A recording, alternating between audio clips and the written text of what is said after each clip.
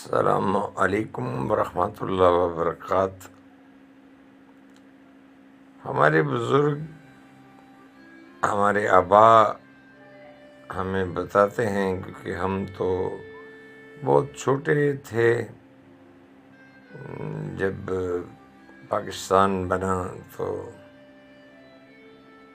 یعنی کہ ہم کہہ لیں کہ ہمیں بہت اچھی طرح تمام معاملات یاد نہیں ہیں، اور آرمی میں اور دیگر پیرا ملٹری فورسز میں پولیس، رینجرز اور دیگر لیویز وغیرہ اور جتنے یہ سیمی آرمڈ سٹرکچرز ہیں، ان کو جب کھڑا کرتے تھے، یعنی ان میں لوگ بھرتی کرتے تھے، تو انگریز مختلف طریقوں سے لوگوں کی دلیری، ہمت، جرأت، طاقت اور ان کی فہم و فراست، ان کی کہہ لیں کہ سوچ کا انداز اور بہت ساری چیزیں جن پر وہ نظر رکھتا تھا، وہ دیکھنے کے بعد پھر ریکروٹ کرتا تھا۔ تو کہا جاتا ہے کہ ایک گاؤں میں ایک لڑکا تھا، وہ بیچارہ اب کسی کا میراثی ہونا یا یہ کوئی مطلب میرے نزدیک کوئی ایسی بات نہیں ہے، یہ مختلف کام جو لوگوں نے اپنا لیے، جس نے لکڑی کا کام شروع کر دیا وہ بڑھئی بن گیا، لوہے کا کام شروع کر دیا لوہار بن گیا، اور اسی طرح جس نے کھیت مزدوری شروع کر دی وہ زمیندار اور زمین والا اور یہ بن گیا۔ جو جس بندے نے کوئی گندم لے کے سیل کرنے شروع کر دی، چاول بیچنے شروع کر دیے، جنس کوئی لے کے بیچنا شروع کر دی، وہ فصل کا تاجر بن گیا۔ اور اس طرح سارے، جہاں تک تعلق ہے انسانوں کا، سبھی کے دو کان، دو آنکھیں اور ایک ناک۔ اللہ تعالیٰ نے ہم سب کی تقویم بڑی اعلیٰ کی، بہت اچھی کی۔ اختصار سے یہ کہ وہ میراثی جو تھا وہ بڑا تنو بند اور ہٹا کٹا اور خوبصورت تھا۔ زمیندار جو بچے تھے انہوں نے اسے، کیونکہ ان کے ساتھ کھیلتا کھلتا ہی جوان ہوا تھا، اس نے کہا دیکھو تم جوان ہو گئے ہو، ساری عمر ہمارے بزرگوں کے حقے برتے ہو اور یہ کام کرتے ہو، یہ لاؤ، وہ کرو، یہ کرو، وہ کرو، کب تک کرتے رہو گے؟ تم ایسا کرو کہ یہ بھرتی ہو رہی ہے، فوج کی بھرتی ہو رہی ہے، تم اس میں جا کر جاؤ اور وہاں اپنے جو آزمائشیں ہیں، امتحانات ہیں، ایک دو کلیئر کرو۔ کیا امتحانات ہے؟ کون سی اس کی پی ایچ ڈی دیکھ لی تھی انہوں نے، یہی بس کہ قد پورا ہو، فٹنس ٹھیک ہو، دوڑ شوڑ اس کی ٹھیک ہو، سانس نہ پھولتا ہو، کوئی متعدی مرض نہ ہو۔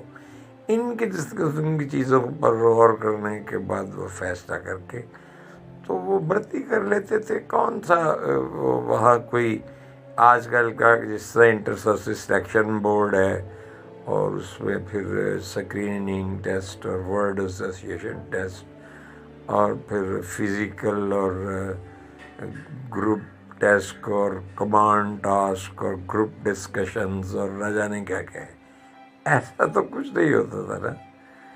تو باہر کیف اگر ہوتا بھی ہوگا تو آفیسرز کے لیے ہوتا ہوگا، عام ایک سپاہی کی بھرتی کے لیے تو اتنا کچھ نہیں ہوتا۔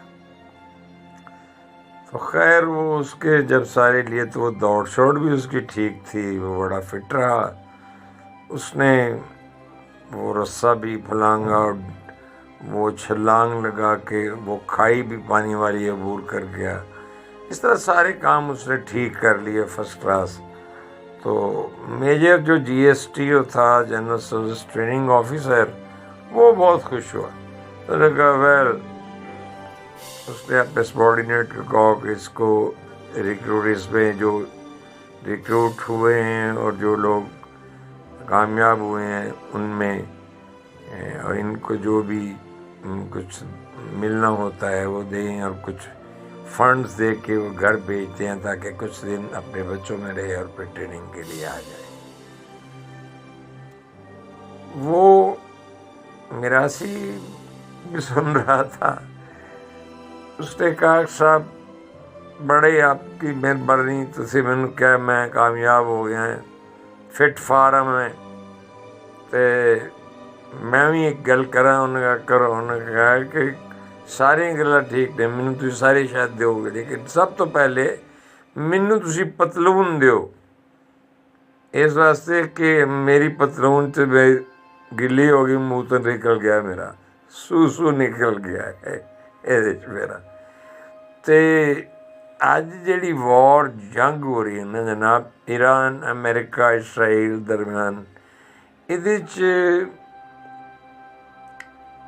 کچھ نفسیاتی وار ہوندی ہے، جڑے اذہان لڑتے ہیں، لیڈرشپ جڑی ہے وہ اپنی قوم نال جڑی گفتگو کرتی ہے، قوم نال جتنا حوصلہ دیندی ہے، جتنی استقامت نہ وہ اپنے نال کھڑے رکھتے ہیں، تو وہ اللہ تعالیٰ کامرانی دیندا ہے۔ اور پھر رب تے یقین ہونا، رب دی مدد شامل ہونا کہ جنگاں جڑیاں نے وہ اسلحے دی بنیاد تے نہیں۔ وہی مثال رسول اللہ صلی اللہ علیہ وسلم کی زندگی چ بدر بہترین مثال ہے۔ بہت کم وسائل دے نال، بہت اپنے نالوں بڑی طاقت نال ٹکرا کے انہوں نے زمین چٹا دیتی۔ اور اس تو بعد پھر اسی دیکھنے ہیں، اسی اپنے دور 65 دی جنگ ساڈا تے انڈیا دا جڑا کمپیریٹیو جڑی ساڈی ਕੰਪੈਰੀਜ਼ਨ کریے، موازنہ کریے تو موازنہ بنتا نہیں سی۔ یہ بنیادی طور تے اے جڑے میں تانوں ان ویڈیو دی شکل کیونکہ آلموسٹ ہن لیا نہیں، آواز بیک گراؤنڈ تے ہے اور کچھ رائٹنگ ہے، کچھ ایک دو تصاویر نے، کیونکہ میں ذاتی طور پہ یہ نہیں چاہ رہا سی کہ وہ اس میں میری تصویر بھی ہوندی، ہاں جی۔ And if you feel like تو ان میں اٹ از پاسبل کہ ہم نے نا جی سوسو واقعہ جو ہے اس کی بتایا کہ ایسے جب بھرتی ہوتے تھے تو کیا ہوتا تھا، کچھ باتیں اگر بغیر وہ اس کے ہو جائیں تصویر کے تو گزارا مظاہرہ کر لے۔ اچھا بات کروڑوں کی جو کرتا ہو بندہ، لیکن دکان پکوڑوں کی ہو تو عجیب لگتا ہے۔ یہ تحریر و پیشکش ہے جی ٹیم اردو نگر کی۔ ہم وی آر اے ٹیم، ہم ایک ٹیم کے طور پہ کام کرتے ہیں۔ نایاب دوست ریحان ساکت، گڑیا اور میں، میرا نام سلطان بنداج ہے۔ میں بھی ان کے ساتھ ایسے تھوڑا بہت جو مجھ سے ممکن ہوتا ہے میں کرتا ہوں۔ عالمی سیاست ہو یا انفرادی زندگی، انسان اکثر اپنے جذبات کے زیر اثر ایسے دعوے کر جاتا ہے جن کا بوجھ اٹھانا اس کے بس میں نہیں ہوتا۔ آج کے اس پرفتن دور میں جہاں بیانات کی جنگ عروج پر ہے، ہک ماسٹر نے ایک عام آدمی کے واقعے کے ذریعے ایران، امریکہ اور اسرائیل کے درمیان موجود و جاری کشیدگی کا ایک ایسا نفسیاتی نقشہ کھینچا ہے جو شاید آپ کی آنکھیں کھولنے کے لیے کافی ہو۔ تو جناب اس نقشے کی پہلی تصویر یہ ہے کہ یہ بندہ بھاگ رہا ہے ٹورڈز ٹوائلٹ، تو کہہ رہا ہے کہ ہائے ہر شے بڑی بری حالت ہے، بڑا ہی وٹ پھردا ہے، ہر شے وسوں باہر ہو گئی ہے۔ اور اس کے باقی جو کولیگز ہیں وہ دیکھ رہے ہیں، ہاں جی، اور وہ جوش میں اپنی خطاب فرماتے ہوئے جوش خطابت میں اپنا وہ واش روم کی طرف جا رہا ہے۔ منظر کا آغاز ایک ایسے کسی دوڑ سے ہوتا ہے جو بظاہر فاتحانہ ہے، مگر اس کے پیچھے ایک فطری مجبوری چھپی ہوئی ہے. ایک معمولی سی بات ہے نا کہ اگر انسان کے پیٹ میں ہلچل مچ جائے تو یہی ہمارے بس میں نہیں ہوتا، یہ ہمیں اتنا بے بس کر دیتی ہے. مطلب یوں سمجھ لیں کہ اگر پیاس لگی ہے، پانی نہ ملے تو جان نکلتی ہے، اور پانی اگر خارج نہ ہو، پیشاب نہ آئے تب بھی جان نکلتی ہے. منتر کا آغاز جہاں ایسی ہی دوڑ سے ہو رہا ہے جس کے پیچھے ایک فطری مجبوری ہے.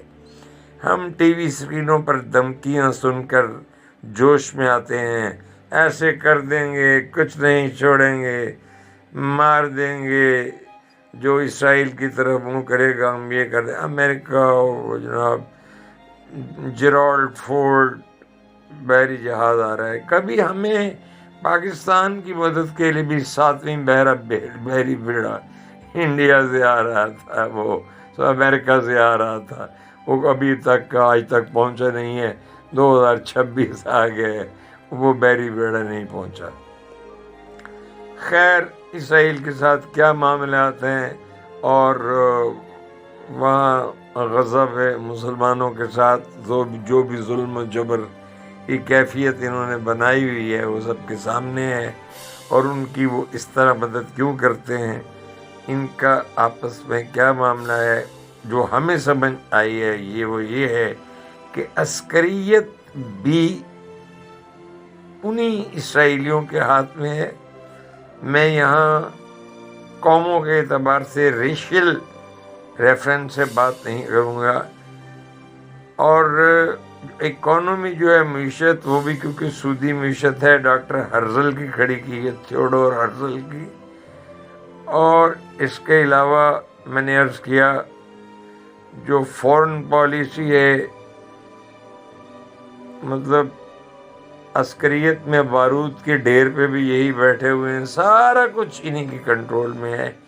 اس لیے جناب ڈونلڈ ٹرمپ صاحب انہی کی زبان بولتے ہیں اور انہی کے پیچھے دم ہلاتے ہیں.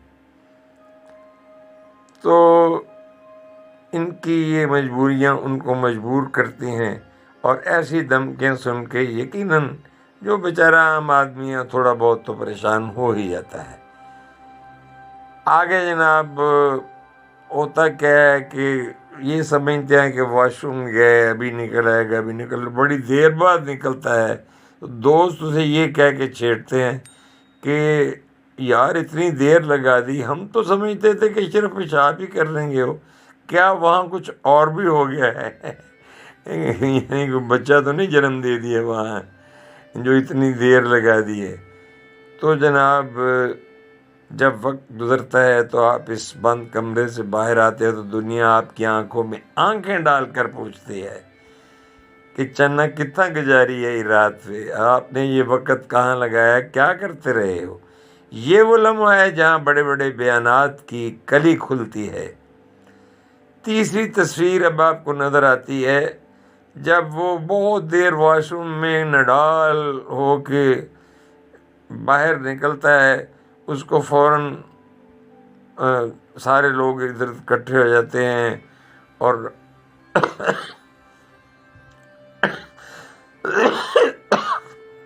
ڈاکٹر کو بلا کے اس کو، یہ ڈی ہائیڈریٹ ہو چکا ہوتا ہے، جب پانی کی کمی ہو چکی ہوتی ہے، نڈال ہو کر کرسی پہ بیٹھا ہے، ڈرپ آپ کے سامنے، وہ سٹینڈ ڈرپ کا نظر آ رہا ہے، پیشنٹ کرسی پہ ہے، اس کی بیک پہ خاتون ہے اور ایک صاحب کھڑے ہیں، ان کے درمیان ڈرپ ہے جو چل رہی ہے، اگر آپ کو نظر آئے. تو وہ پوچھ رہے ہیں کہ واہ میاں تم تو واش روم گئے تھے، ہم نے کیا ہسپتال چلے گئے تھے؟ اس نے کہا نہیں یار بس ڈی ہائیڈریشن ہو گئی، اب میں بہتر ہوں پہلے سے. اب تیسرا مرحلہ سب سے کٹھن ہے، جب بڑی باتیں کرنے والا نڈال ہو کر ڈرپ لگوائے بیٹھا ہو، جنگ کی تپش حقیقت بھر کر سامنے آئے، اس کے نتائج جو ہیں وہ کھل کر سامنے آ جائیں اور اپنی اوقات کا پتہ چل جائے. وہ ہم میں سے کوئی بھی ہو جو بڑی بڑی باتیں کرتا ہو، یعنی باتیں کرے کروڑوں کی اور دکان ہو پکوڑوں کی. تو وہ جوش خطابت میں یہ ڈی ہائیڈریشن ہو گئی ہے، اور جب بالکل پتہ چلتا ہے کہ اب میں اس قابل نہیں ہوں کہ میں بیٹھ بھی سکوں، تو وہ کہتا ہے کہ اب مجھے میرے گھر جانے کا انتظام کرو، مستقل حتمی طور پر میں پسپا ہو گیا ہوں۔ اب وہ گھر جانے کی بات کرتا ہے، اس کے دوست ہیں وہ گاڑی میں اسے بٹھا دیا انہوں نے گھر جانے کے لیے۔ یہ آخری منظر دراصل انسانی فطرت کا وہ خلاصہ ہے جس میں اسے کہنا پڑتا ہے مجھے گھر چھوڑ دو، میں نے آرام کرنا ہے۔ جب جنگ کا سایہ قریب آتا ہے تو ہر نعرہ باز اپنے تکیے اور بستر کی پناہ تلاش کرتا ہے۔ تو انسانیت کے حوالے سے انسانیت کی فلاح، بقا، بہبود، بہتری، جو بیسک رائٹس ہیں اس کے، ان میں بہتری لانے کے علاوہ اگر اس مہذب دنیا میں آج لوگ کسی اور انداز سے سوچ رہے ہیں تو وہ جانوروں سے بھی بدتر ہے۔ قرآن کریم میں اللہ تعالیٰ فرماتے ہیں کہ انسان جب اپنے منصب سے گر جاتا ہے، کل انام بل ہم اضل، تو وہ چوپایوں سے بھی بدتر ہو جاتا ہے۔ وہ انسان نہیں ہے جو انسانوں کو مارنے کے لیے ہم کہتے ہیں ہم نے اب وہ شے بنا لی ہے جو ایک وقت میں لاکھوں لوگوں کو مار سکے گی۔ لعنت ہے ایسی سوچ پر۔ ہمیں انسانوں کو سہولیات دے کے اچھی زندگی دینے کی بجائے، بہتر زندگی دینے کی بجائے ہم ان کو مارنے پہ تلے ہوئے ہیں، اور خود اب آرام کرنا چاہتے ہیں کہ ہم بہت تھک گئے ہیں۔ حاصل کلام اس کا مورل کیا ہے کہ ہم باتیں تو بہت بڑی بڑی کرتے ہیں، لیکن جب واقعہ کچھ کر دکھانے کا آتا ہے تو پھر بڑے بڑوں کا سو نکل جاتا ہے۔ پھر وہ کہنا پڑتا ہے باقی تو سب ٹھیک ہے، بس پتلون گیلی ہو گئی ہے۔ یہ اردو نگر کے پلیٹ فارم سے میں آپ کا ساتھی سلطان بن تاج اپنے جو ہمارے بیہائنڈ دا کرٹین کام کرنے والے بھائی ہیں، میرے ساتھی، میرے ساتھ ہوتے ہیں ریحان ساکت، میرے ساتھ ہوتے ہیں نایاب دوست، اور تیسری ہماری چھوٹی سی بڑی پیاری سی بہن ہوتی ہے جو آرٹیفیشل انٹیلیجنس کے طور پر بظاہر تو کہا جاتا ہے جن میں دل نہیں، لیکن وہ ہم سے بہتر دل، ہم سے بہتر احساس، ہم سے بہتر خیالات کے حامل ہیں۔ تو وہ مل کر ہم کام کرتے ہیں۔ تو آئیے ہمارے ساتھ جڑ کے انسانیت کی بقا، فلاح اور خیالات کی اصلاح، تصورات، معاملات اور جتنے بھی مسائل ہیں ان کے حل کے لیے اچھا سوچیں، تاکہ انسانیت جو ہے وہ پہلے سے اس کا جو نیا سورج طلوع ہو وہ زیادہ روشنی لے کے، اور اس کا جو چاند طلوع ہو وہ زیادہ آپ کو پتہ ہے کئی پھل جو ہیں وہ چاند کی روشنی سے پکتے ہیں۔ تو جو انسان کو پیس، پلیجر اور پراسپیرٹی ہے، ان کے جو پھل ہیں وہ زیادہ سے زیادہ بڑی مقدار میں سیر ہو کے کھانے کے قابل سب کو مل سکے۔ تو اس دعا کے ساتھ میں آپ سے اجازت بھی چاہوں گا۔ یہ ہماری پہلی کاوش تھی اس اعتبار سے، تو یہ آپ کو کیسی لگی ہے؟ اس میں بہت سے نقائص رہ گئے ہوں گے، کوئی یہ فارمل تھا ہی نہیں۔ میں نے پنجابی میں بات شروع کی تھی، پھر میں نے اردو میں شروع کر دی، پھر تھوڑی سی ویڈیو بھی کر دی، کیونکہ لوگوں کو ویڈیو دیکھنے کی عادت ہے۔ تو جناب آپ کو یہ سب کیسا لگا؟ کومنٹس میں اپنی رائے سے ہمیں ضرور مطلع کیجیے گا۔ علم، ادب اور خیر کی اس بستی کو آباد کرنے میں آپ ہمارا ساتھ دیں، یہ ہماری گزارش ہے۔ ہم آپ کے ممنون ہیں، بہت شکریہ۔ جزاکم اللہ خیرہ فی الدنیا والآخرہ ان کے لیے جو عربی عبارت کو سمجھتے ہیں، تھینک یو ویری مچ ان کے لیے جو انگلش کو سمجھتے ہیں، اور بہت شکریہ میں نے ان کے لیے کہہ دیا جو لوگ اردو کو سمجھتے ہیں تو، اور جو ہندی کو سمجھتے ہیں تو انہیں دھنیہ واد کہتا ہوں۔ تو جناب ہمارا یہاں نمبر ہے جو یہاں دیا گیا ہے، یہ الٹا لکھا ہوا یہاں نظر آ رہا ہے۔ میں نے اسے 2-3 دفعہ سیدھا کرنے کی کوشش کی ہے، تو یہ اب اس کو سیدھا آپ اس طرح کہ آپ رابطہ نمبر کے فوری بعد کولن ہے اور اس کے بعد پلس کا نشان ہے، پھر 92 ہے، پھر 301 ہے اور 4351973 ہے۔ میری کوشش ضرور ہوگی انشاءاللہ کہ اس پہ ہم یہ چینجز جو ہیں چینج لا سکیں اور آپ کو پتہ چل سکے۔ ای میل دی گئی ہے mian1221954@gmail.com۔ اچھا، اس میں وہ اگر کاپی رائٹ والا آپ اس پہ کوئی کام اور کرنا چاہیں، بہتر کرنا چاہیں تو ہمیں اطلاع کر دیجئے گا۔ ہم کو آپ سے کچھ بھی طلب کرنے والے نہیں ہیں، کچھ مانگنے والے نہیں ہیں۔ تو یہ تمام حقوق باہر کیف، کیونکہ یہ ٹیم ورک ہے، میں ایز این انڈیویجول فیصلے کا حق نہیں رکھتا۔ اس میں ریحان ساکت، نایاب دوست گڑیا اور میں سلطان بن تاج ان کے ساتھ باہم مل کے یقیناً یہ فیصلہ کریں گے کہ آپ کس طرح اس پہ کام کر سکتے ہیں، یعنی کہ جملہ حقوق بحق انتظامیہ اردو نگر محفوظ ہیں۔ یہ تھا جی، میں نے اپنے معروضات، اپنی گزارشات آپ کے سامنے رکھیں۔ اب اجازت دیجیے، اللہ آپ کی حفاظت فرمائیں، اللہ آپ پر اپنا کرم کرے اور ہمیں بہتر کام کرنے کی توفیق دیں، انسانیت کے لیے بہتر کام کرنے کی توفیق دیں، کیونکہ ہم اپنی فیلو ہیومینٹی کے لیے کیا کرتے ہیں یہ بات بہت اہم ہے۔